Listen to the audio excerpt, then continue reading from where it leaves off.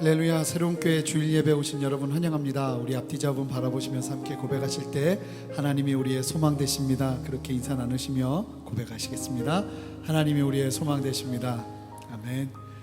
소망 되시는 주님 바라보고 소망하며 나아가는 시간 되기를 원합니다. 우리 다 같이 일어나셔서 주님 앞에 전심으로 찬양하며 나가겠습니다.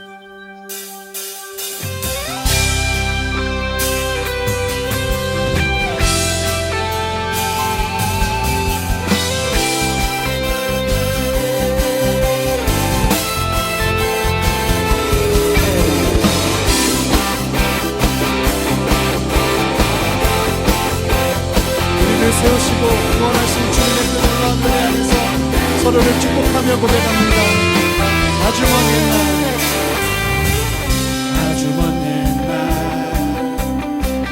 하늘에서는 당신을 향한 계획이 있었죠. 하나님께서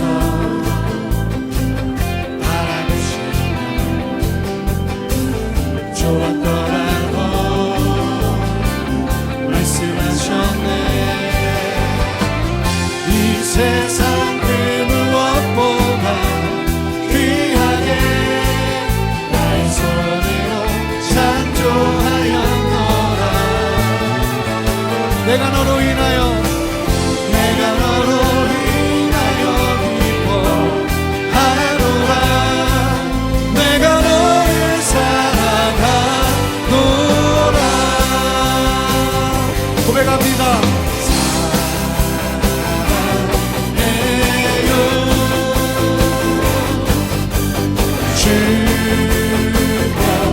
주님이요. 당신의 마음에 우리의 사랑을 드려요. 아주 먼 옛날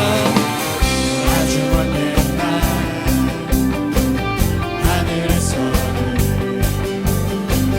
당신을 향한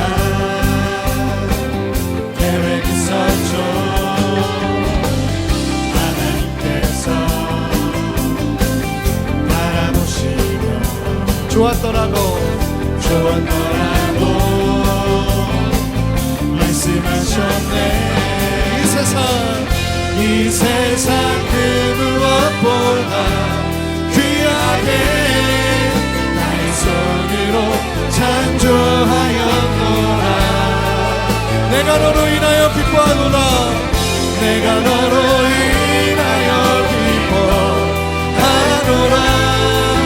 내가 너를 사랑하노라. 우리 함께 고백합니다.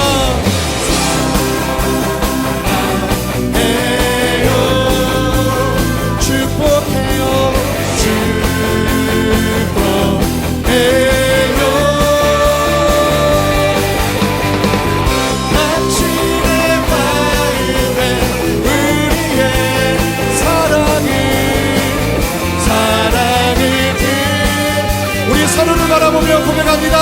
사랑해요, 축복해요. 사랑해요. 우리 주님의 마음으로 축복합시다.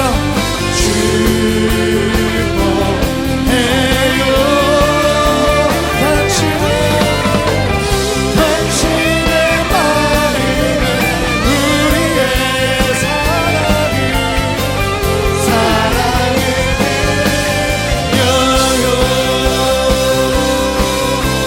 할렐루야. 우리 안에 역사하시는 주님, 우리 안에 하나되게 하시는 주님을 찬양합니다. 주님 영광 받으시옵소서. 아멘.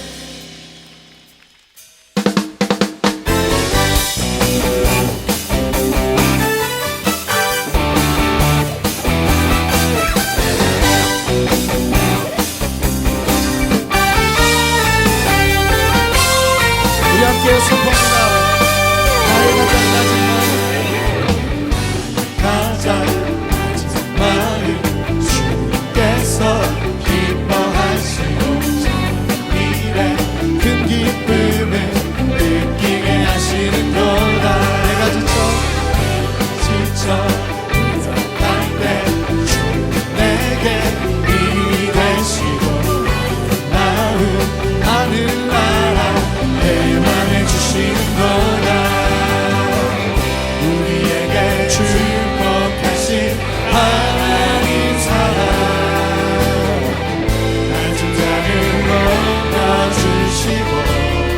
아름다운 하늘나라 오라가시고 아름다운 하늘나라 허락하시고 내 모든 것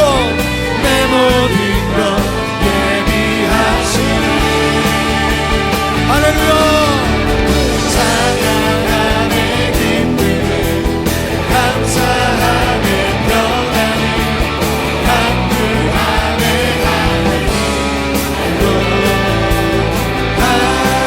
하셨네 우리 자매님들 선포합니다. 나의 가자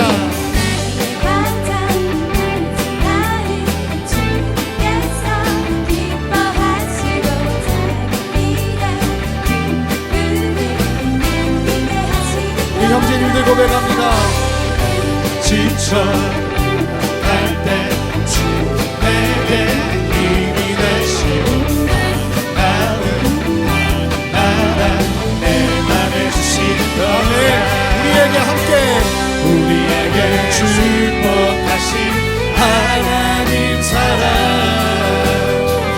낮은 자를 높여주시고 아름다운 하늘나라 오라가시고 아름다운 하늘나라 오라 우리 함께 선포합니다. 내 모든 것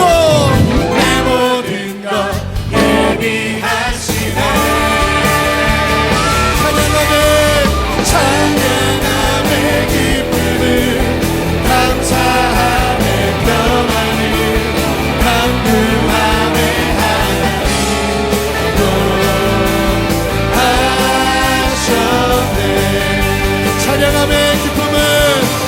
찬양하며 기쁨을 감사하며 평안을 강구하며 하셨네 우리 주님께 영광 높이 계신 주께 영광 전능의 구주 어린 양께 영광을 살아계신 주께 어린 양께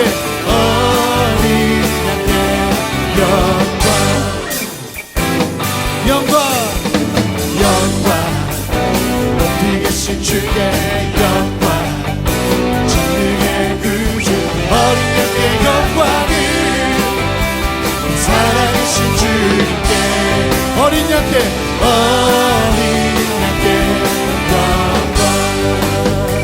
주께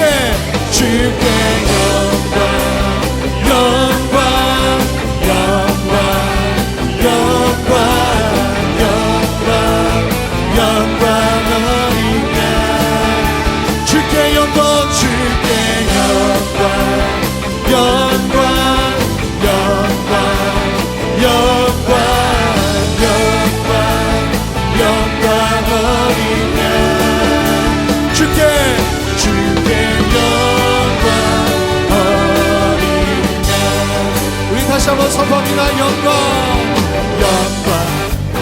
높이 계신 주께 영광 전능의 구주 어린 양께 영광이 살아계신 주께 어린 양께 영광 함께 주께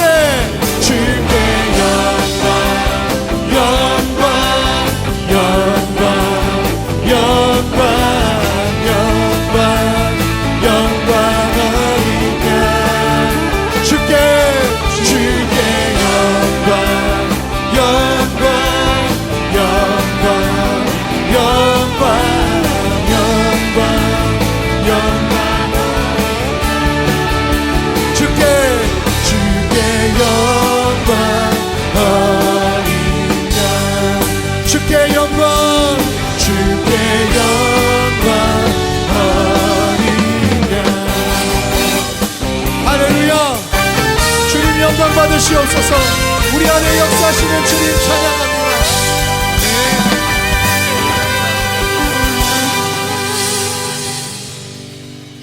우리 자리에 앉아서 계속 주님 찬양하며 나가겠습니다.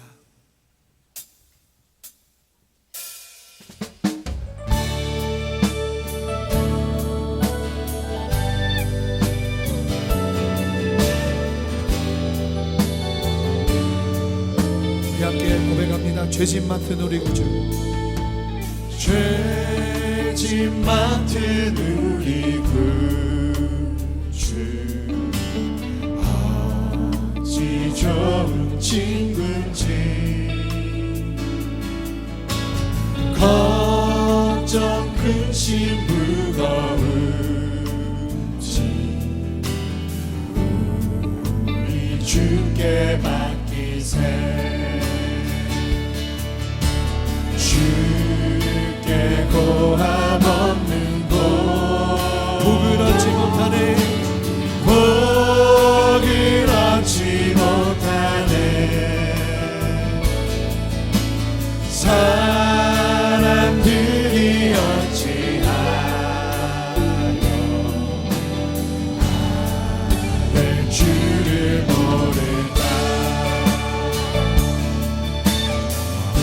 시험 걱정 모든 괴로, 시험 걱정 모든 괴로 없는 사람 누군가. 부질없이 난심하고 주도 드려 아뢰세. 이런 진실하신 친구, 이런 진실하신 주 찾아볼 수 있을까? 찾아볼 수 있을까. 우리 약함하시오 어찌 아니하를까? 어찌 아니하를까. 근심 걱정 무거운지, 근심 걱정 무거운지 이 진짜 누군가. 피난처는 오직 예수. 피난처는 우리 주님께 기도드려 하세. 주께 기도드리세. 세상 친구 열시하 나를 좋아하여도, 나를 졸업하여도 예수 품에 안기어, 예수 품에 안기어 참된 위로 받겠네. 내 위로 받겠네. 고백합니다. 나 무엇과도, 나 무엇과도 주님을 바꾸지 않으리. 다른 어떤 은혜 구하지 않으리. 오직 주님만이 내 삶의 도움이시니 주의 얼굴 보기 원하니. 우리 다시 한번 고백합니다. 나 무엇과도 주님을, 무엇과도 주님을 바꾸지 않으리. 다른 어떤 은혜 구하지 않으리.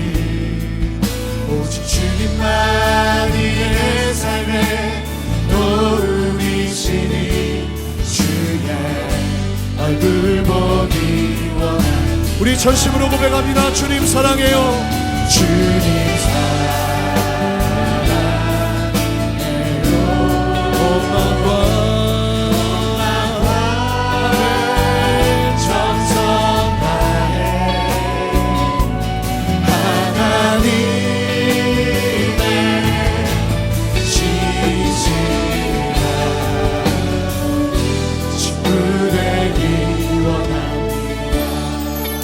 나 무엇과도, 무엇과도 주님을 바꾸지 않으리.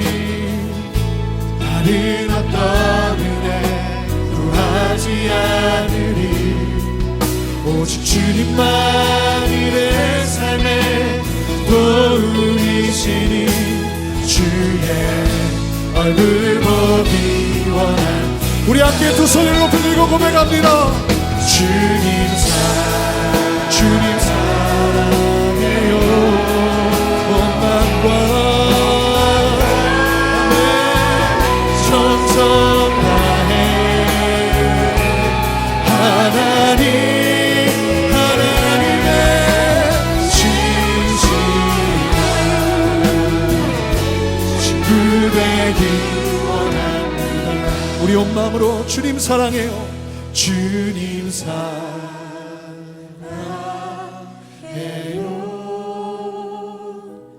온 마음과 정성 다해 하나님의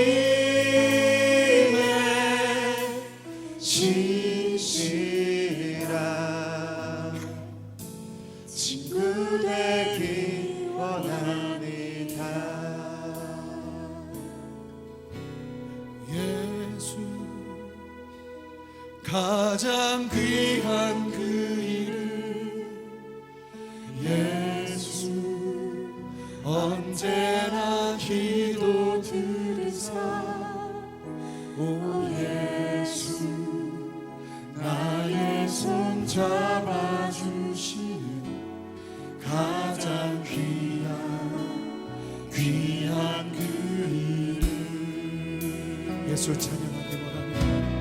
예수 찬양하길 원하네. 예수 저음과 나중 되시는 오 예수 날 위해 고통 당하신 가장 귀한 우리 왕 되신 주님만 높여드립니다. 왕의 왕이 되신 주님 예수 왕의 왕이 되신 주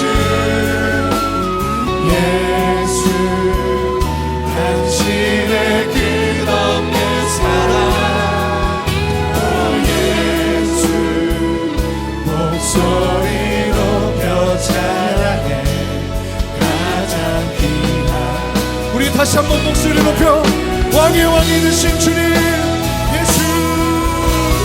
예수 왕의 왕이 되신 주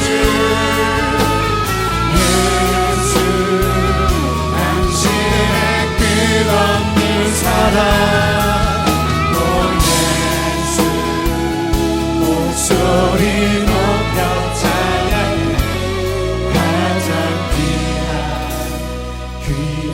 그 무엇과도 바꿀 수 없는 가장 존귀한 주님의 이름만 의지하며 나갑니다. 주님의 이름만 바라보며 나갑니다. 주님의 말씀만 의지하며 나갑니다. 우리의 심령 위에 주의 은혜를 더하여 주시옵소서.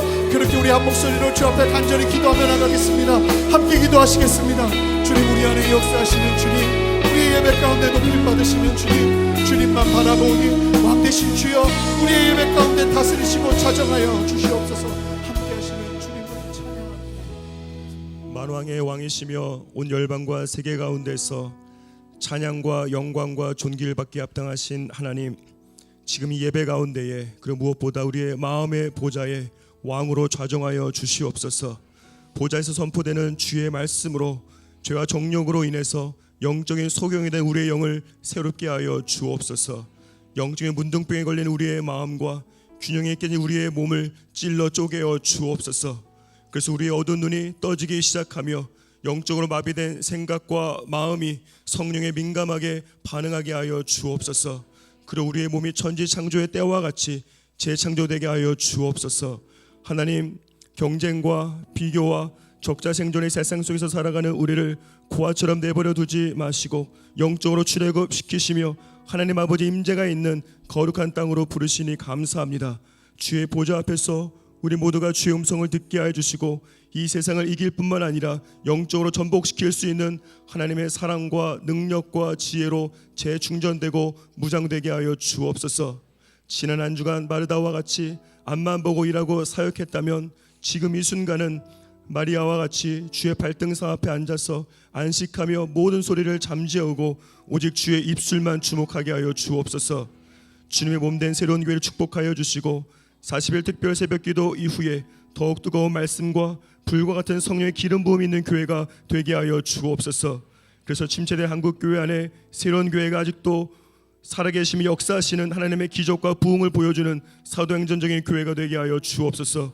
오늘 말씀을 들고 단위에 서시는 한웅 목사님을 머리부터 발끝까지 성령을 기름 부어주시고 그 입술을 성령께서 주관하여 주셔서 오로지 하나님의 음성과 하늘의 언어만이 선포되어지게 하여 주옵소서. 그래서 매주일 기로 들은 말씀을 우리의 마음판에 새기며 모든 상황 속에서 오직 말씀만을 붙잡게 하여 주옵소서. 오직 믿음으로 인해서 우리 영성이 개혁되어지고 넓이와 높이와 길이가 더욱 깊어지게 하여 주옵소서. 오늘 성가대 득순을 축복하여 주시고 그 찬양으로 하늘의 축복이 지금 이곳에 있는 저희 모두에게 임하여 주옵소서. 오늘도 주의 음성을 사모하여 모인 저희 모두에게 성령께서 운행하시며 만지시며 생명의 말씀을 주실 것을 기대하고 우리 주 예수 그리스도의 이름으로 기도드립니다. 아멘. 할렐루야. 주일 3부 예배 나오신 성도님들을 주님의 이름으로 축복하고 환영합니다. 오늘 예배를 통해서 특별한 하늘의 음성을 경험하시기를 기도합니다. 옆에 있는 분들 보시면서 이렇게 축복하시겠습니다. 성령 충만하십시오. 성령 충만하십시오. 이제 예배에 참여하신 모든 분들을 축복하고 환영하는 시간을 갖도록 하겠습니다. 우리 함께 서로를 바라보면서 주님의 사랑으로 함께 교제하며 축복하며 나가겠습니다. 축복합니다. 주님의 이름으로 축복합니다. 주님의 사랑으로 이곳에 모인 주의 거룩한 자녀에게 주님의 기쁨과 주님의 사랑이 충만하게 충만하게 넘치기를. God bless you, God bless you. 축복합니다. 우리 더 멀리 있는 지체들을 바라보면서 함께 고백하겠습니다. God bless you, God bless you. 축복합니다. 주님의 사랑으로. 우리 박수로 서로를 격려하며 축복하겠습니다. 광고 영상을 먼저 보시도록 하겠습니다. 예수님의 이름으로 기도드립니다. 아멘. 자, 이제 과일을 먹을까? 네. 아, 여보. 올해 휴가는 언제예요? 글쎄, 7월 말쯤? 왜? 아, 우리 애들 여름 캠프 때문에? 네, 올해는 캠프가 4번이 되겠어요.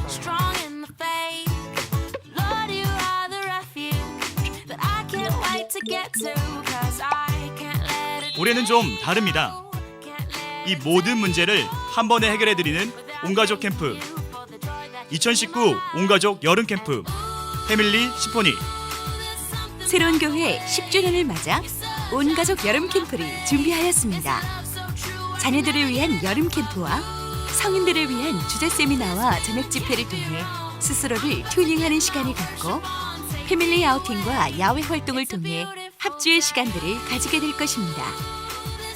또한 한홍 목사님과 함께하는 온가족 예배는 주님께 드리는 아름다운 패밀리 심포니의 시간이 될 것입니다. 교회 창립 10주년을 기념해서 온 가족이 함께 예배하고 푸르른 여름의 자연 속에서 모든 세대가 어른과 아이 할 것 없이 어우러지는 이 축제의 시간에 여러분 모두를 초대합니다. 강원도 원주 오크밸리에서 진행될 이번 패밀리 심포니는 새로운 교회 10주년의 여름을 더욱 특별하게 해줄 것입니다. 지금부터 함께 기도로 준비해 주십시오.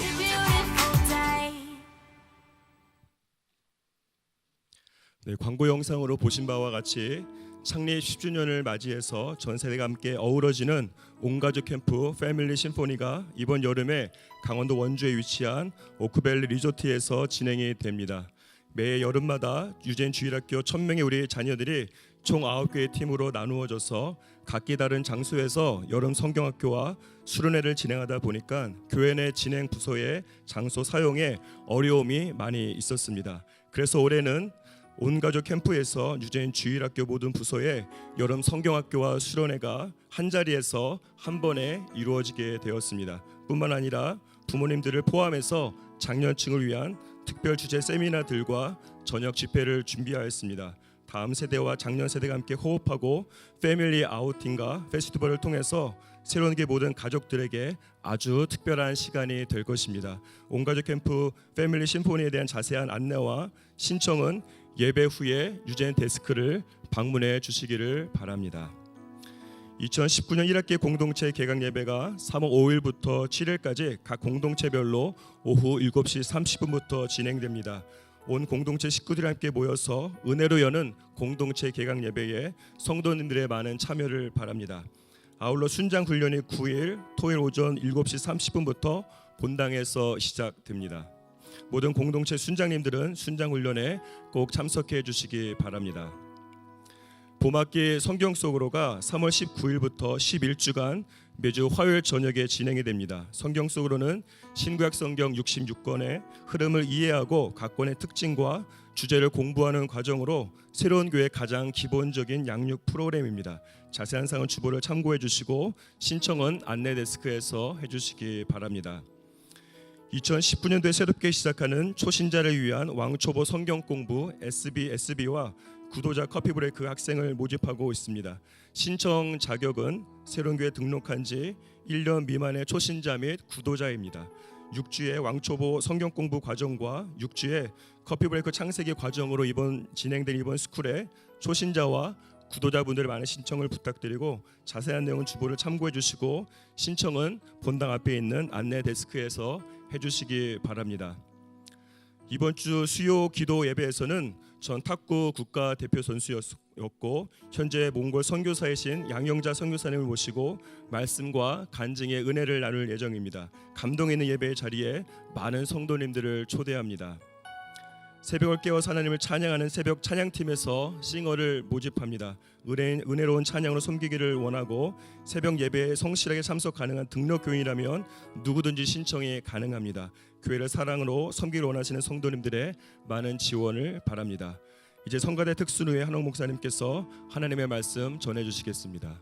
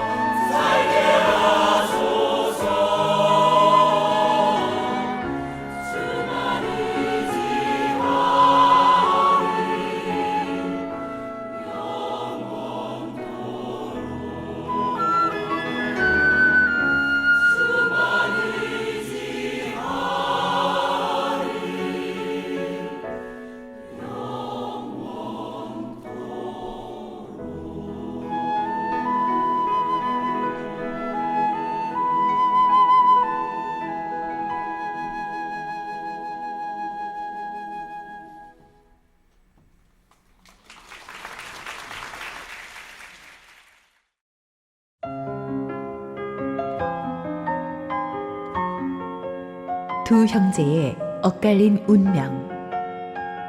창세기 25장 19절에서 34절, 26장 34절에서 35절 말씀입니다.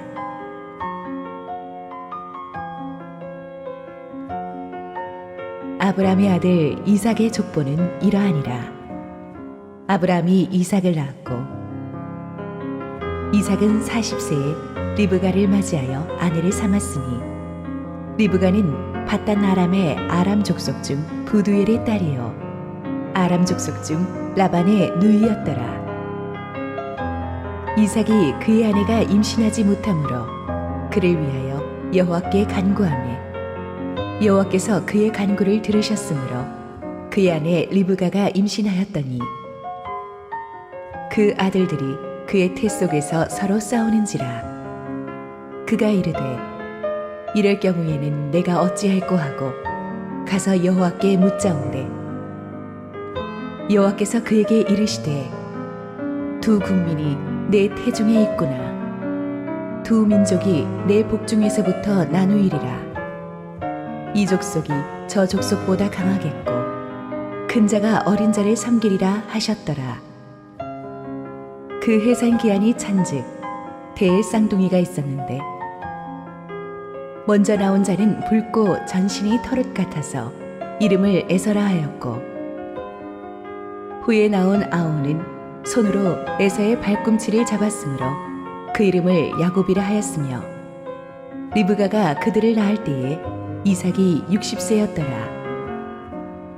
그 아이들이 장성하매 에서는 익숙한 사냥꾼이었으므로 들 사람이 되고 야곱은 조용한 사람이었으므로 장막에 거주하니 이삭은 에서가 사냥한 고기를 좋아하므로 그를 사랑하고 리브가는 야곱을 사랑하였더라. 야곱이 죽을 쑤었더니 에서가 들에서 돌아와서 심히 피곤하여 야곱에게 이르되 내가 피곤하니 그 붉은 것을 내가 먹게 하라 한지라. 그러므로 에서의 별명은 에돔이더라. 야곱이 이르되 형의 장자의 명분을 오늘 내게 팔라. 에서가 이르되 내가 죽게 되었으니 이 장자의 명분이 내게 무엇이 유익하리요.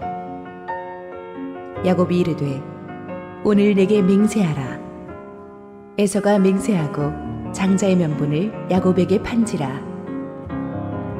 야곱이 떡과 팥죽을 에서에게 주매 에서가 먹으며 마시고 일어나 갔으니 에서가 장자의 명분을 가볍게 여김이었더라. 에서가 40세에 헷족 속 브에리의 딸 유딕과 헷족 속 엘론의 딸 바스맛을 아내로 맞이하였더니 그들이 이삭과 리브가의 마음에 근심이 되었더라. 할렐루야. 우리 하나님께 감사와 영광의 박수를 올려드리겠습니다. 기도하시고 말씀 보겠습니다. 주님 은혜 감사합니다. 이 시간에 주님께서 임재하시고 축복하시고 부족한 죄인은 가리시고 오직 주님 홀로 영광 받으시옵소서. 예수님 이름으로 기도했습니다. 아멘. 대작 할리우드 영화 스타워즈나 이 반지의 제왕 시리즈를 보면 프리퀄이라는 것이 있습니다. 어떤 스토리를 다루고 나와서 그 다음 시대로 가는 것은 후편은 시퀄이고 프리퀄은 그 다음 시대가 아니라 바로 그 전 시대로 거꾸로 거슬러 올라가는 것입니다. 예를 들어서 고려 시대를 다루고 조선 시대로 가는 게 아니라 거꾸로 삼국 시대로 가서 그 배경을 추적해 보는 거죠. 오늘부터 시작되는 회복된 도망자 야곱 시리즈도 그런 맥락에서 이해하면 쉬울 것입니다. 우리가 지난 2년 동안 이스라엘 백성들이 모세의 리더십 아래 출애굽해서 40년 광야 여정을 거치는 기적의 행군 시리즈를 커버했습니다. 또 여호수아의 지휘 아래 약속의 땅을 정복하는 스토리도 다루었는데 오늘부터는 시간을 거꾸로 500년을 거슬러 올라가서 처음 이스라엘 민족이 어떻게 애굽에 들어가게 되었는지를 다루게 될 것입니다. 창세기 27장 36장은 하나님이 선택하신 야곱의 가정사를 통해서 어떻게 하나님이 야곱의 12아들들로부터 이스라엘의 12지파를 형성해 가셨는지를 살펴볼 것이고 창세기 37장부터 50장까지는 야곱의 아들 요셉의 파란만장한 인생을 살펴볼 것입니다. 그를 통해서 야곱 일족이 또 애굽으로 이주해서 거대한 민족으로 번성하게 됩니다. 야곱 요셉이라는 두 믿음의 조상의 인생은 우리에게 참으로 놀라운 하나님의 섭리를 가르쳐 줄 것입니다. 야곱 이야기 하기 전에 먼저 그 아버지 이삭에 관한 이야기를 좀 알아둘 필요가 있습니다. 19절, 20절 읽습니다. 아브라함의 아들 이삭의 족보는 이러하니라. 아브라함이 이삭을 낳았고 이삭은 40세에 리브가를 맞이하여 아내를 삼았으니 리브가는 밧닷 아란의 아람 족속 중 부두엘의 딸이요 아람 족속 중 라반의 누이였더라. 자, 이삭이 자기 아버지 아브라함이 100살이 되어서야 태어난 아들이잖아요. 그러니까 온 집안이 얼마나 이뻐했겠어요. 그렇게 애주중지 옥동자로 자라셨는데 자라다가 그만 드센 이복형 이스마엘의 핍박을 받았어요. 그래서 10대 청소년 때 이삭이 좀 정신적으로 트라우마가 있었을 것입니다. 그게 회복될 쯤 20대 청년 때는 또 대형 사고가 터져요. 아버지가 뜬금없이 모리아산으로 같이 제사 드리러 가자 그러더니 가가지고 이렇게 가는데 희생제물을 안 끌고 가는 게 좀 이상하다 싶었더니 가자마자 아버지가 자기를 묶고 시퍼런 칼을 들고 막 죽이려고 그러는 거. 네가 희생제물이다. 물론 하나님의 극적인 개입으로 죽지는 않았지만은 이삭은 이미 정신적으로 죽었어요. 너무 쇼크를 받았어요. 우리야 그 모리아산의 스토리를 아름다운 아브라함의 순종 사건으로 아름답게 기억하지만 이 이삭의 입장에서는요, 멀쩡하던 아버지가 완전히 그냥 막 프랑켄슈타인 같이 막 돌변해가지고 막 식칼을 들고 자기를 찔러 죽이려고 하는 그런 트라우마에 사로잡혔어요. 안 그래도 어려운 아버지, 할아버지 같은 아버지인데 그 다음부터는 그냥 그 카리스마에 눌려가지고 숨이나 제대로 쉬었겠습니까? 아버지가 돌아가신 뒤에도 이삭은 또 워낙 온유하고 소심한 사람이라서 사람들과 부딪히는 것을 싫어합니다. 그래서 이삭의 스토리를 보면 자기가 열심히 땅을 파서 우물을 만들었는데 적이 몰려와서 달라 그러면 그래, 그러고 양보하고 이렇게 마음이 여리고 소심하고 사람들과 부딪히는 걸 기피하던 그런 사람이었습니다. 결혼도 나이 40이 넘어서 했는데 그것도 자기가 좋아하는 아가씨 데이트한 것도 아니에요. 아버지가 너는 코 꼭 누르고 앉아 있어. 내가 구해줄 거야. 이 땅에 이런 이방 족속들 중에는 안 돼. 그래가지고 아버지가 그냥 그것도 좀 빨리 찾아주면 좀 좋아. 나이 40 될 때까지 기다렸다. 그 다음에 멀리 이제 아버지 고향으로 사람을 보내가지고 늙은 종을 보내가지고 그럼 자기도 좀 같이 딸려 보내주면 같이 고를 텐데 늙은 종이 갖고 골라와요. 늙은 종이 골라온 사람이 바로 리브가인데 이 리브가는 어떤 여자였던가? 남편 이삭과는 정반대의 아주 어그레시브한 적극적인 성격의 여인입니다. 리브가의 단면을 볼 수 있는 것은 처음 아브라함이 보낸 늙은 종이 우물가에서 리브가를 만났을 때 리브가가 목마르시냐고 물 길어주더니 쫙 보니까 낙타들도 물 길어주겠다고 그 다음부터 착착 걷어붙이고 하는데 여러분 평균 낙타 한 마리가 이만한 드럼통으로 몇 드럼통의 물을 마셔요. 그런데 이 수십 마리의 낙타를 우물물을 길어 먹였으니 그 우물에 확 드럼통을 물을 길어서 이 리브가는 팔뚝이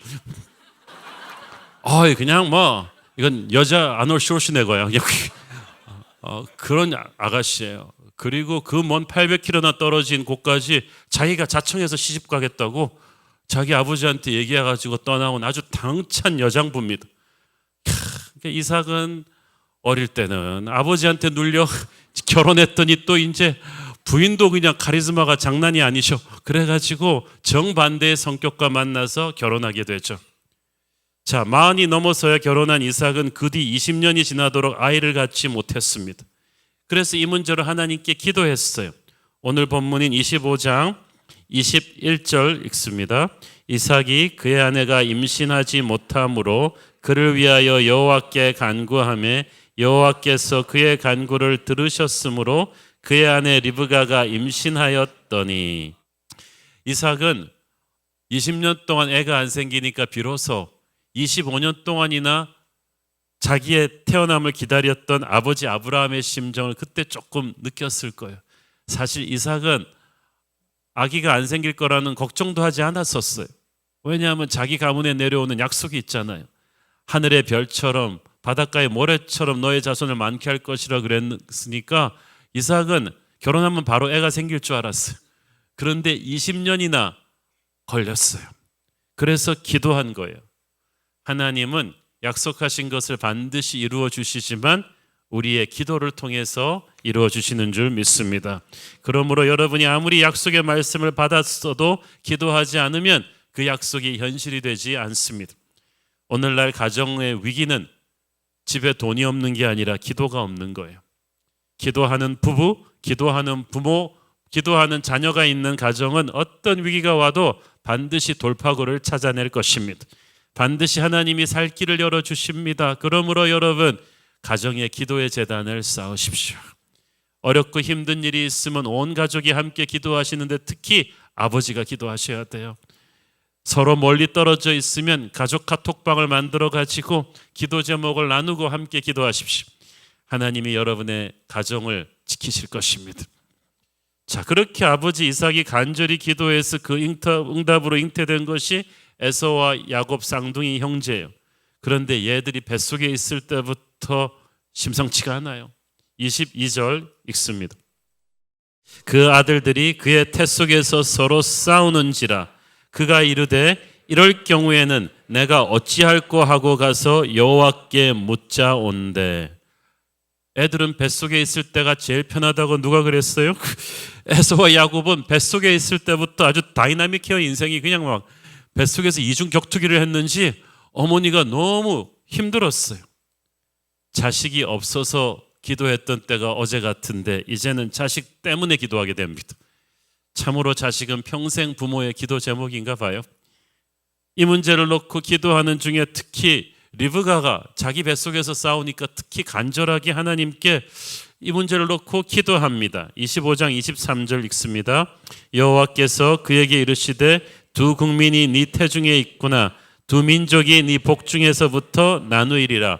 이 족속이 저 족속보다 강하겠고 큰 자가 어린 자를 섬기리라 하셨더라.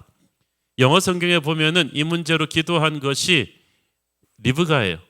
이삭이 아니에요. 하나님에게 아기를 갖게 해달라고 기도한 것은 이삭이었지만 이 아기들이 뱃속에서 싸우는 문제로 기도한 것은 리브가였고 하나님의 기도 응답을 직접 들은 것은 바로 리브가였습니다. 그리고 하나님이 들려주신 응답이 충격적입니다. 23절 여호와께서 그에게 이르시되 두 국민이 네 태중에 있구나. 두 민족이 네 복중에서부터 나누이리라. 이 족속이 저 족속보다 강하겠고 큰 자가 어린 자를 섬기리라 하셨더라. 이것은 쌍둥이 형제의 앞날의 운명을 하나님이 미리 계시해 주신 것인데 이 이야기를 리브가는 남편과도 나누었을 텐데 충격적이었을 거예요. 이게 뭐지? 이스라엘은 장자 우선 계승권이 철칙으로 되어 있는 문화입니다. 형이 동생을 섬긴다는 말은 이 약속의 후계자가 장자가 아니라 차자라는 건데 당시 관습으로는 있을 수 없는 일이거든요. 사실 리브가는 하나님에게 이런 응답을 기대하고 기도했던 것은 아닙니다. 한 번도 이 아이들의 운명을 물은 적이 없어요. 그저 뱃속에서 애들이 워낙 난리를 치니까 이 아이들 좀 안 싸우게 해 주십시오.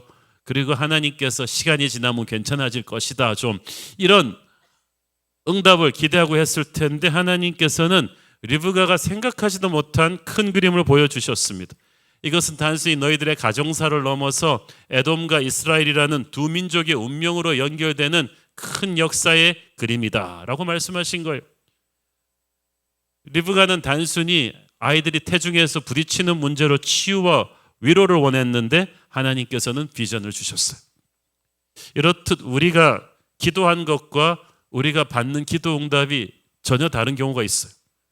우리는 우리가 듣고 싶은 하나님의 음성이 아니라 우리가 들어야 할 하나님의 음성을 듣게 됩니다. 큰 자가 어린 자를 섬긴다. 충격적인 계시죠. 그 당시 관습을 완전히 뒤엎어버리는 계시입니다.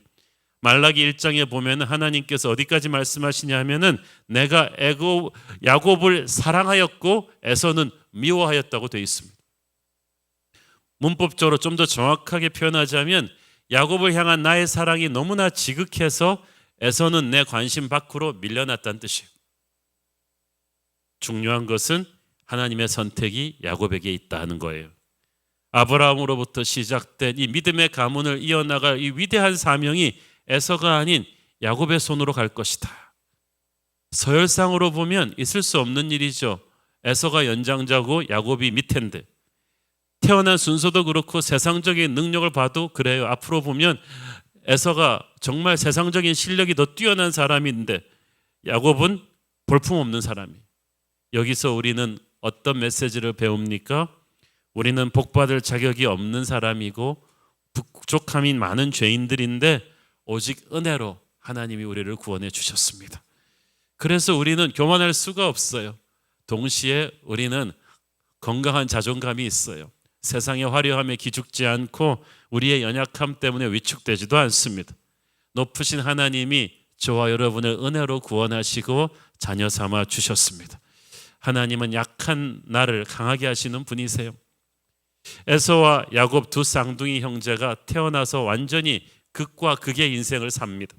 24절, 28절 쭉 읽습니다. 그 해산기한이 찬즉 태의 쌍둥이가 있었는데 먼저 나온 자는 붉고 전신이 터록 같아서 이름을 에서라 하였고 후에 나온 아우는 손으로 에서의 발꿈치를 잡았으므로 그 이름을 야곱이라 하였으며 리브가가 그들을 낳을 때 이삭이 60세였더라. 그 아이들이 장성하매 에서는 익숙한 사냥꾼이었으므로 들사람이 되고 야곱은 조용한 사람이었으므로 장막에 거주하니 이삭은 에서가 사냥한 고기를 좋아하므로 그를 사랑하고 리브가는 야곱을 사랑하였더라. 자, 항상 좀 사람은 정반대의 성격에게 좀 끌리는 것 같아요. 이삭은 소심했던 자기와는 달리 남자다운 에서한테 마음이 끌렸어요. 원래 이삭이 아까 말씀드렸듯이 평생 아버지 아브라함의 카리스마에 꼭 눌려가지고 길을 못 펴고 살았잖아요. 그렇지만 이삭의 마음에도 자기도 좀 싸움도 잘하고 좀 영웅적인 그런 사람이 돼보고 싶은 이루지 못한 꿈이 있었던 것 같아요. 그런데 딱 나와서 키워보니까 에서가 바로 자기의 꿈이에요. 얘는 온몸에 털이 나고 어깨 떡 벌어지고 식스팩 복근이 있는 정말 멋있는 영웅 호걸이란 말이에요. 이삭이 자기가 한번 꿈꾸고 싶었던 인생을 살 수 있는 사람이에요. 그래서 에서를 보면서 아마 이삭은 대리만족을 느꼈을 것입니다. 그러니까 그리고 이삭이 이제 생각을 했겠죠. 아무리 생각해봐도 하나님의 예언이 잘못된 것 같아. 하나님은 큰 자가 작은 자를 섬길 거라고 하셨지만 얘들 모습을 보니까 아닌 것 같아. 저렇게 집에만 있는 나약한 여성적인 야곱이 후계자가 되면 주변 민족들이 우리 가문을 그냥 두겠어? 아무래도 나와는 좀 다른 영웅호걸의 풍채를 가진 에서가 내 뒤를 이어 후계자가 되어야 될 것 같다는 생각을 굳히기 시작합니다. 하나님도 뭐 틀릴 수 있지 뭐 내가 하나님을 도와드려야지 그 생각을 한 거예요. 하나님의 뜻이 무엇인지를 알면서 자기의 상식으로 감정으로 동의가 안 되는 거예요. 그래가지고 점점 하나님의 뜻에 어긋나기 시작합니다. 한편 씩씩하고 적극적인 여장부 리브가는 이 거센 사나이 큰아들 에서를 보다가 이 야곱 조용하고 집에서 그냥 남자가 뜨개질이나 하고 있는 이 야곱의 모습을 보면서 막 마음이 애잔했단 말이에요. 저렇게 애가 유약해가지고 거센 형한테 큰 소리 한 번 못 내고 애처로웠어요. 그래서 그래 내가 살아있는 한은 야곱을 지켜야지. 그러면서 터프한 여장부 리브가는 야곱의 스폰서가 되기로 결심합니다. 게다가 리브가는 기억하고 있었어요. 두 애가 뱃속에서 싸울 때 자기가 하나님한테 기도했을 때 하나님이 말씀하셨거든요. 큰 애가 작은 애를 섬길 것이다. 그 음성을 자기가 직접 듣고 남편한테 전달했단 말이에요. 이삭은 리브가를 통해서 들었고 리브가는 직접 하나님의 계시를 받은 사람이에요. 직접 계시와 간접 계시가 좀 다르죠. 그래가지고 리브가는 확신이 있었어요. 분명히 하나님의 뜻은 야곱에게 있는데 남편 눈치를 딱 보니까 이 영감이 좀 수상해. 어떤 남편도 아내를 속일 수는 없습니다. 불꽃 같은 눈치가 백단인 르브가가 딱 보니까 남편이 하나님의 뜻을 거슬려서 에서를 밀 것 같은 느낌이 든단 말이에요. 그래서 리브가는 남편의 캠프에 CCTV를 쫙 설치하고 그럴 수는 없지. 내가 야곱을 지켜야지. 그러면서 팽팽한 신경전에 들어가요. 이렇게 해서 형 에서 뒤에는 아버지 이삭이, 유약한 야곱 뒤에는 어머니 리브가가 있으면서 가족은 벌써 은근히 분열돼 가지고 몇십 년을 가는 거야. 이제 이 가족은 터지기 일보 직전이에요. 같은 가족이라도 이 부모가 자식의 어느 한쪽을 편애하면 이런 일이 생겨요. 여러분들 자녀 편애하지 말기를 바랍니다. 리브가는 분명히 이 문제를, 형제가 다투는 문제를 놓고 하나님께 기도한 것까지는 좋았는데 기도 응답으로 주신 하나님의 계시를 받는 데 있어서 이삭이 판단을 잘못했어요. 눈에 보이는 큰아들 에서의 남성적 카리스마를 보고 에서한테 힘을 실어주기로 했어요. 이렇듯 우리도 하나님한테 시큰 기도해 놓고 정작 하나님의 계시가 응답으로 왔을 때는 그게 마음에 안 들면 싹 못 들은 척하는 경우가 있어. 하나님이 주신 응답이 마음에 들면 아멘 그러고 마음에 안 들면 아멘 그러면서 이게 아멘이 이게 좀 아리깨리하게 해버렸어요. 여러분 자기의 생각을 접어야 하나님의 뜻이 우리의 삶에 이루어집니다. 삼성 휴대폰을 접지 말고 자기의 옛사람을 접어야 돼. 생각을 접어야 돼요. 그렇지 않으면 다음 주부터 우리가 보게 되지만 걷잡을 수 없는 아픔이 그 가정에 일어납니다. 어떤 문제를 놓고 열심히 기도하는 거 좋아요. 하지만 기도 응답에 자기의 인생을 맞추는 순종의 결단이 필요합니다. 여러분 자꾸 내 뜻에 하나님의 뜻을 맞추려고 하면 안 돼요. 하나님의 뜻에 나를 맞춰야 돼요. 성령 충만하다는 것은 항상 하나님한테 설득당한다는 거예요. 그랬으면 문제가 없었을 텐데 기도는 해놓고 내려온 하나님의 응답을 거꾸로 가려고 하다가 이삭 집안에 사고가 생깁니다. 특히 에서를 다루는 데 있어서 이 부모가 에서의 불신앙을 방치한 것은 참으로 가슴 아픈 일이에요. 아버지 이삭이 에서를 총애하긴 했지만 이 에서가 아주 문제가 심각해요. 기골이 장대하고 뛰어난 사냥꾼이었던 그는 그 당시 문화로 치면 특급 엘리트예요. 요즘 우리나라에서 특급 엘리트는 공부 잘하는 사람인데 그 당시는 한 부족의 리더가 되려면 에서처럼 사냥 잘하고 장대한 호골적인 사나이라면 되는 거예요. 그러니까 세상적인 실력이 있으니까 에서가 안타깝게도 믿음의 집안에서 자랐는데 믿음이 없어. 여러분 그런 사람도 종종 보죠. 뭐 2대 3대째 모태신앙 가문인데 의외로 믿음이 맹탕이. 에서가 그랬어요. 에서가 실제로 믿음이 없다는 첫 번째 방증은 장자의 명분을 우습게 여겼던 단팥죽 사건이었어. 유명한 사건이죠. 우리가 어렸을 때 교회 다닌 사람들은 다 들은 사건이. 29절부터 34절 읽습니다. 야곱이 죽을 쏘았더니 에서가 들에서 돌아와서 심히 피곤하여 야곱에게 이르되 내가 피곤하니 그 붉은 것을 내가 먹게 하라 한지라. 그러므로 에서의 별명은 에돔이더라. 야곱이 이르되 형의 장자의 명분을 오늘 내게 팔라. 에서가 이르되 내가 죽게 되었으니 이 장자의 명분이 내게 무엇이 유익하리요. 야곱이 이르되 오늘 내게 맹세하라. 에서가 맹세하고 장자의 명분을 야곱에게 판지라. 야곱이 떡과 팥죽을 에서에게 주매 에서가 먹으며 마시고 일어나 갔으니 에서가 장자의 명분을 가볍게 여김이었더라. 에서가 사냥 갔다가 돌아오는데 동생이 맛있는 팥죽을 끓이고 있었어요. 배가 고프니까 그 팥죽 좀 달라고 하니까 야곱이 그냥 주지 않고 형한테 이 팥죽하고 장자의 명분과 바꾸자고 했어요. 에서는 우연히 걸린 거고 야곱은 지금 벼르고 나온 거예요. 그러자 에서는 아무 생각이 없이 야 배고파 죽겠는데 그깟 뭐 장자의 명분이 대수냐 하면서 바로 오케이 했어. 성경은 이때 여기서 중요한 말을 합니다. 에서가 장자의 명분을 가볍게 여기었던. 영어 성경에 보니까 he despised his birthright. 장자의 명분을 멸시했다고 돼 있어요. 무시한 거죠. 물론 형을 속인 야곱이 나쁩니다. 그러나 하나님이 보기에 더 나쁜 것은 장자의 명분을 이렇게 가볍게 내팽개칠 수 있는 너무나 쉽게 생각한 에서의 마음가짐이었어요. 장자의 명분은 이 믿음의 집안의 영적인 축복을 계승하는 자격이었단 말이에요. 그런데 세상적으로 가진 게 너무 많은 에서한테는 자기가 가지고 다니는 사냥칼보다 더 못한 것 같았어요. 그래서 우습게 여기니까 하나님의 축복이 담긴 장자의 명분을 그냥 쉽게 옛다 너나 가져라, 단팥죽 한 그릇밥보다 못하게 본 거예요. 오늘날도 보면 보이지 않는 영적인 것보다 물질적인 것을 훨씬 더 중요하게 생각하는 에서의 논리가 세상에 가득합니다. 예수 믿는 분들한테도 실제 삶에서 부딪히면 그런 경우가 많아요. 자녀 교육할 때도 그래요. 당장 먹고 사는 문제가 급하지 신앙이 뭐 그렇게 중요하냐, 이따가 해도 된다. 애들 고3 되면은 지금 대학 들어가는 게 급하지 교회 가는 게 급하냐, 그건 이따가 해도 된다.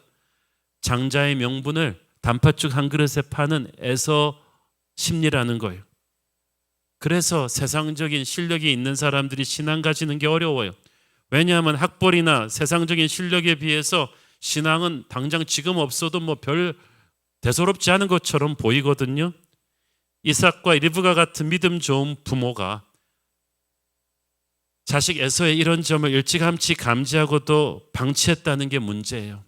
아마 세상적으로 워낙 뛰어나니까 신앙 교육이야 세월이 가면 어떻게 잘 되겠지 하고 쉽게 생각한 거예요.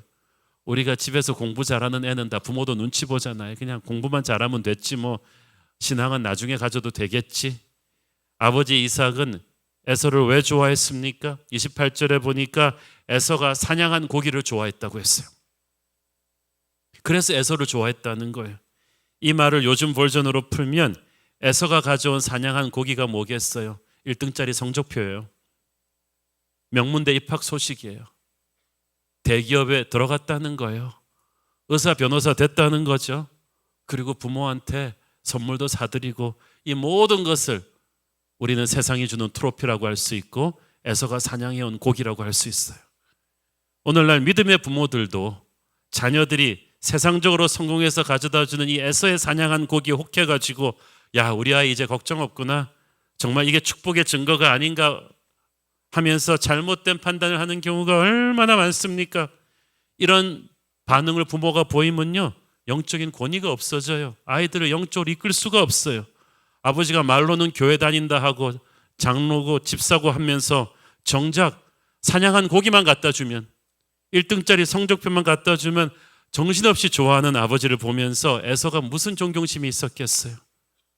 사냥한 고기를 좋아한 이삭은 세상적인 성공에 취했던 이삭은 에서를 영적으로 바로잡을 수 있는 권위를 잃어버린 거예요. 오늘날 많은 교회 다니는 부모들이 그렇습니다. 자식이 학교 성적표만 좋게 갖다 주면 믿음 없는 것쯤은 대수롭지 않게 생각해요. 아버지 1등짜리 성적표 딱 주면은 와 우리 아이 최고, 동네 잔치를 벌이는데 아버지 저 이번에 특세 40일 완주했어요. 시끄러워 가서 공부해. 지금 우리가 그러고 있지 않아요? 부모가 무엇을 좋아하는지 아이들은 봅니다. 그게 우리의 우선순위예요. 야곱이 배고픈 형 에서를 속인 건 나쁘죠. 그러나 적어도 야곱은 장자의 명분이 얼마나 중요한 것인지는 알고 있었어요. 에서는 단팥죽 한 그릇에 그걸 팔 정도로 하찮게 생각했던 장자의 명분을 야곱은 나중에 들키면 목숨까지 잃을 수 있는 리스크 테이킹을 하면서 가지려 했다. 에서는 물질을 위해 영혼을 팔았지만 야곱은 영적인 축복을 받으려고 그래도 모든 걸 걸었다는 게 다릅니다. 그것은 야곱이 에서처럼 사냥한 고기가 없었기 때문이기도 해요. 세상적인 실력이 부족한 거예요. 하나님 없이도 자기 힘만으로 살 수 있다고 생각한 에서와는 달리 야곱은 하나님 없이는 자기가 아무것도 아님을 알 수 있는 약한 존재였어요. 그래서 야곱은 결사적으로 주여 나를 불쌍히 여기소서 하면서 이 장자의 명분 하나님의 축복을 붙잡은 거예요. 형을 속인 방법은 나빴지만 무엇과도 주님을 바꿀 수 없다. 하나님의 영적인 축복을 최우선 순위로 달려든 야곱의 그 열정을 하나님은 높이 사셨어요. 여러분도 하나님이 중요하게 생각하는 걸 중요하게 생각하십시오. 여러분의 자녀에게도 먼저 그 나라와 그 의를 구하는 것을 가르치세요. 그래야 다른 모든 것이 그 아이에게 더해집니다. 지금 10대 자녀들 키우는 부모님들 20년, 30년, 40년 자식이 40, 50이 되도록 자녀를 키워본 부모님들한테 물어보세요. 여러분들이 그렇게 지금 목숨 걸고 있는 사냥하는 고기 1등짜리 성적표가 아이가 30, 40, 50이 돼서 얼마나 허무한 것인가. 얼마나 많은 명문대 졸업생들이, 얼마나 많은 스펙 좋은 애서들이 결혼이 무너지고 가정이 무너지고 인생이 망가지는 그런 길을 걷게 됩니까? 왜? 하나님의 백성이 장자의 명분을 우습게 여기니까, 하나님을 우습게 여기니까 그렇게 되는 거예요. 에서의 두 번째 잘못은 잘못된 결혼이었어요. 창세기 26장 34절 35절을 보십시오. 에서가 40세에 헷족 속 베리의 딸 유딧과 헷족 속 엘론의 딸 바스맛을 아내로 맞이하였더니 그들이 이삭과 리브가의 마음에 근심이 되었더라. 헷족 속은 하나님을 부인하고 철저히 우상 숭배하는 이방 족속이었어요. 그런데 그 족속의 여인들이 미모가 빼어나고 잘 살아요. 에서는 그 여인들의 화려함에 취해서 신앙 같은 것은 전혀 고려하지 않고 결혼해 버렸습니다. 그리고 그 결혼을 이 부모들이 묵인해 줬어요. 이것도 많은 예수 믿는 부모들이 그렇게 합니다. 믿음의 가문에서 며느리를 보고 싶었는데 그래도 아이가 데이트해서 됐거니 며느리가 믿음이 없는 집안이지만 잘 살아. 인물도 좋아. 예단도 똑부러지게 해왔어요. 그러니까 이웃 사람들 보기에 집사님 며느리 잘 보셨네요. 이런 말도 들으니까 으쓱으쓱했습니다. 아마 이삭과 리브가도 그렇게 하면서 에서의 불신자와의 결혼을 묵인해 주었을 것입니다. 그런데 이 며느리들이 들어와서 너무나 세상적인 가치관을 가지고 살아가니까 그래도 이삭 리브가는 믿음의 사람들이니까 점점 이 며느리와 부딪히는 거예요. 그리고 그것이 고민이 되고 근심이 되었습니다. 이삭과 리브가는 근심할 것이 아니라 처음부터 이런 결혼을 시키지 말았어야 했는데 하나님 없이도 잘 나가고 있는 아들이라서 막을 수가 없었던 거 아닐까요? 이제는 자기 힘에 도취되어서 겁없이 돌진하는 아들이 두려웠기도 했을 것입니다. 그러면서 걱정은 되는 거예요. 우리 집안에 그래도 믿음의 장자가 저렇게 신앙이 없어도 될까? 에서는 세상적으로 너무 잘 나가니까 하나님이 그 사람 안중에 없어요. 에서의 인생 계획에 하나님이 없어요. 그러니까 하나님의 계획에서 에서를 지워버리셨어요. 하나님을 버린 에서를 하나님이 버리셨어요. 사무엘상 2장 30절 보십시오. 그러므로 이스라엘의 하나님 나 여호와가 말하노라 내가 전에 네 집과 네 조상의 집이 내 앞에 영원히 행하리라 하였으나 이제 나 여호와가 말하노니 결단코 그렇게 하지 아니하리라. 나를 존중히 여기는 자를 내가 존중히 여기고 나를 멸시하는 자를 내가 경멸하리라. 이것이 에서의 운명이었어요. 하지만 장자의 명분을 얻기 위해 형을 속인 것은 분명히 야곱의 잘못이에요. 그렇게 하지 않아도 하나님께서 믿고 기다렸으면 약속하신 것을 이루어 주셨을 텐데 야곱의 인생에서 앞으로 우리가 계속해서 반복적으로 발견하는 문제는 하나님의 비전을 세상적인 방법으로 얻으려 한다는 것입니다. 야곱은 항상 목표가 좋은데 수단이 나빠. 목표는 거룩한데 수단이 너무나 세속적이야. 잔머리가 하여튼 간에 너무 잘 돌아. 태어날 때부터 형의 뒷발꿈치를 쥐고 태어나왔어요. 얼마나 억울했으면. 내가 먼저 형이 돼야 되는데. 그래서 야곱이라는 이름의 뜻이 남의 뒷발꿈치 잡는 자예요. 약탈자란 뜻이에요. 그렇게 하지 않으면 안 될 만큼 야곱은 악착 같고 약간 사기성이 있는 인생을 삽니다. 왜냐하면 실력으로 하면 형한테 게임이 안 돼요. 그래서 항상 자신의 방패막인 엄마 리브가 옆에 바짝 붙어가지고 어떻게든 이 형을 좀 따라잡아 보려는 생각으로 살았어요. 특히 자라면서 이 형 에서가 가지고 있던 이 장자의 명분이 항상 야곱의 관심사였습니다. 이 장자의 명분의 귀중함을 야곱에게 가르쳐준 사람이 바로 엄마 리브가였을 거예요. 장자의 명분은 단순히 유산 상속권이 아닙니다. 할아버지 아브라함 때부터 내려오는 이 믿음의 가문의 영적 축복권이에요. 너희 자손이 하늘의 별처럼 바다의 모래처럼 많아질 것이다. 열방의 아버지가 될 것이라는 이 축복의 계승자가 되는 거예요. 하나님이 붙잡아 주시는 역사의 주인공으로 쓰임받게 되는 놀라운 비전의 자리입니다. 리브가는 하나님께서 분명히 큰 자가 어린 자를 섬길 것이다. 그 말은 이 장자의 명분도 당연히 야곱이 가져야 될 것이라는 확신이 있었어요. 하나님 음성을 직접 들었어요. 그런데 커면서 보니까 이 객관적으로 하면 안 될 것 같아요. 영웅호골의 풍채를 가진 에서를 모든 사람들이 좋아하고 보니까 남편 이삭도 좋아하고 이대로 두면은 장자의 명분은 그냥 그대로 에서한테 넘어갈 것 같단 말이죠. 그래서 야곱한테 계속해서 말했을 거야. 야, 너 일로 와봐. 넌 모든 면에서 형보다 떨어지는 거 알지? 그렇지만 하나님께서 분명히 엄마한테 말씀하셨어. 큰 자가 어린 자를 섬길 거라고. 그러니까 넌 어떻게 해서든지 기회를 봐서 너와 엄마가 그 장자의 명분을 네게로 가져와야 돼. 너 그거 없으면 황이야, 황. 하나님의 축복과 은혜는 장자의 명분을 통해서 흘러. 따라해봐. 장자의 명분. 그럼 장자의 명분. 아침 저녁으로 이거를 생각하고 기도하면서 컸어요. 에서는 뭐 아무 생각도 없이 막 사냥하고 그러면서 자기가 그거 갖고 있는지도 모르고 살았는데 야곱은 그게 딱 쇠뇌가 돼 있는 사람인데 여러분 사냥하는 길에서 돌아온 형 에서가 우연히 단팥죽 먹게 됐을까요? 우발적인 사건은 아니에요. 치밀한 야곱의 미션 임파서블 작전이에요. 엄마 리브가는 분명히 하나님의 뜻이 그거니까 수단 방법 가리지 않고 이루면 된다고 생각했어요. 야곱도 그러면 된다고 생각했어요. 그러니까 이런 무리수를 던진 거예요.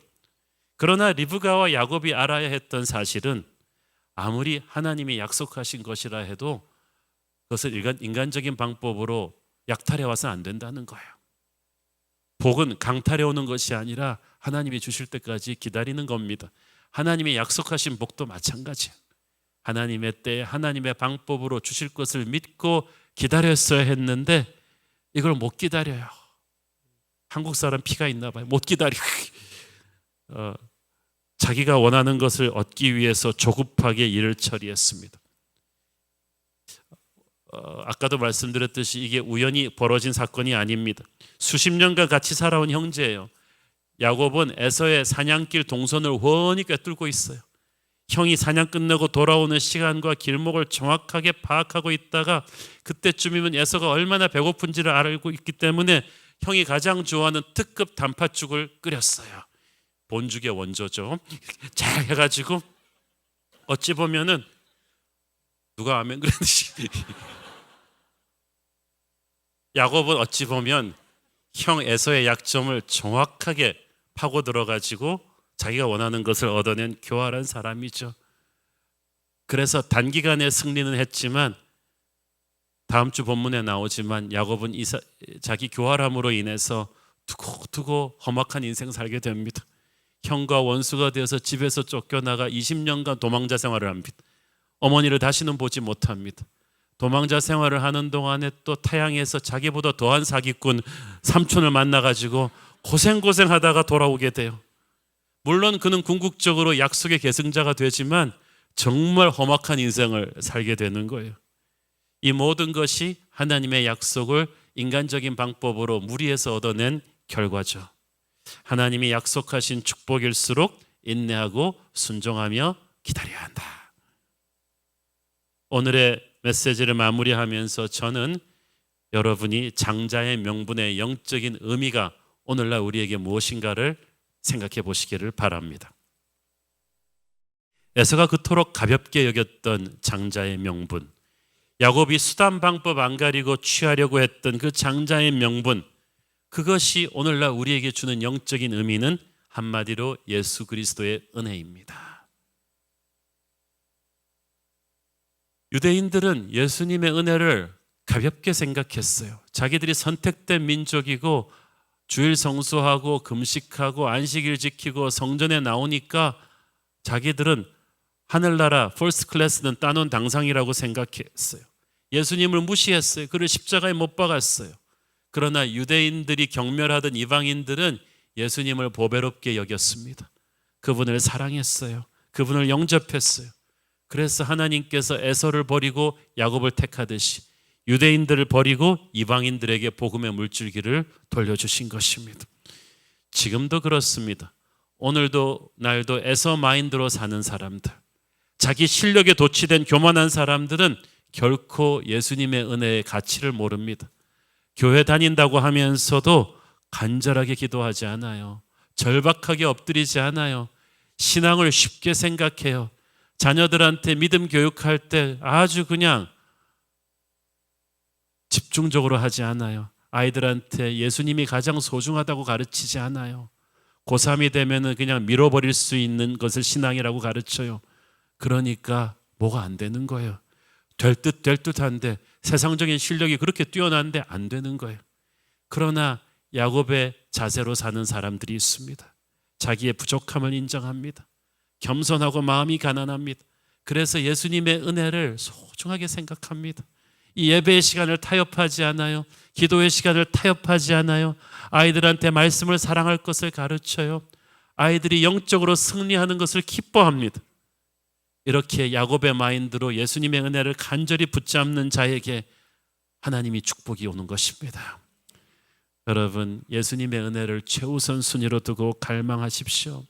에서처럼 자기 힘에 도취되면 예수님의 은혜를 자꾸 무시하고 간절히 붙들지 않아요.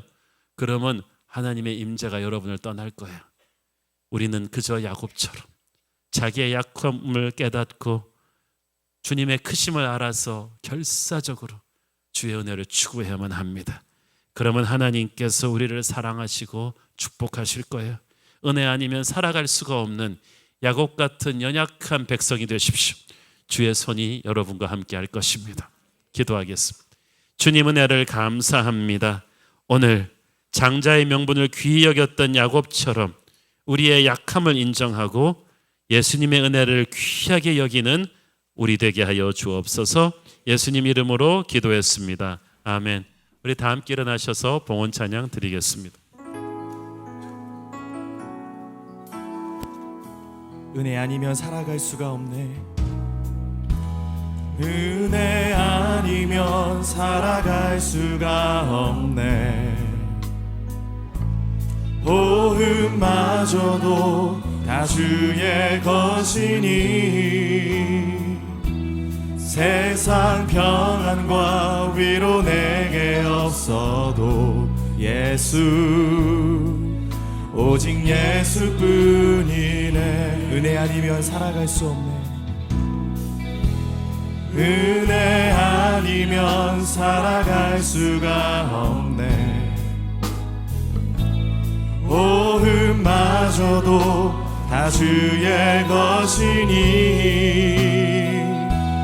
세상 평안과 위로 내게 없어도 예수, 오직 예수뿐이네. 그 신계획 다 볼 수도 없고 작은 고난에 지쳐도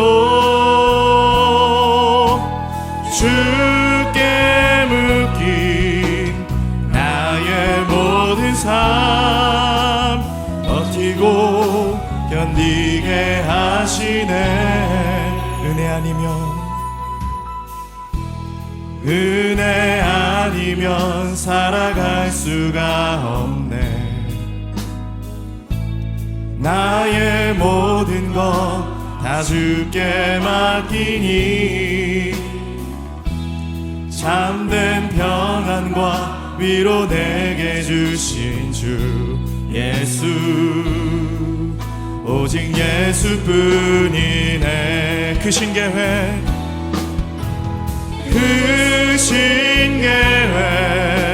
다 볼 수도 없고 작은 고난에 지쳐도 주께 묶인 나의 모든 삶 버티고 견디게 하시네. 그 신계획 다 볼 수 없고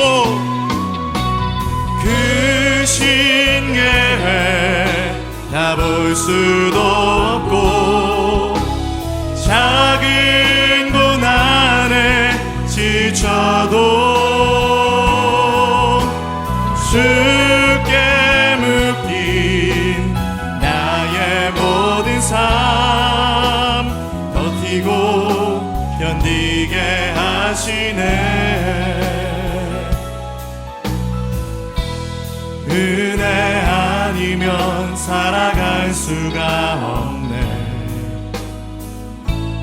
나의 모든 것 다 주께 맡기니 참된 평안과 위로 내게 주신 주 예수 오직 예수뿐. 함께 믿음의 두 손 들고 성령의 새바람 성령의 새바람 이 땅에 불어오소서. 주의 영 그 생기로 우리를 다시 살리사 이 땅에 하나님 영광 더하는 그런 교회가 되게 하소서. 열방에 하나님 영광 비추는 그런 교회가 되게 하소서. 사랑하는 아버지, 믿음의 가정에서도 세상적인 애서 같은 자식이 날 수가 있고 세상적인 생각을 하면서 아이를 키울 수가 있다는 것을 우리가 알았습니다. 아버지, 애서같이 되지 않게 하여 주옵소서. 세상적인 힘에 의지하지 말고 야곱처럼 자신의 연약함을 고백하며 오직 예수의 은혜를 붙잡고 승리하게 하여 주옵소서. 받은 은혜 감사하며 드리는 헌물의 손길들을 축복하시고 지금은 살아계신 우리 주 예수 그리스도의 놀라우신 은혜와 하늘아버지 사랑과 성령님 감화 감동하신가 교통하신가 축복하심이 오늘도 오직 은혜 안에서 승리하기를 소원하는 사랑하는 모든 성도들 머리 위에 지금부터 영원까지 함께 계시기를 축원하옵나이다. 아멘.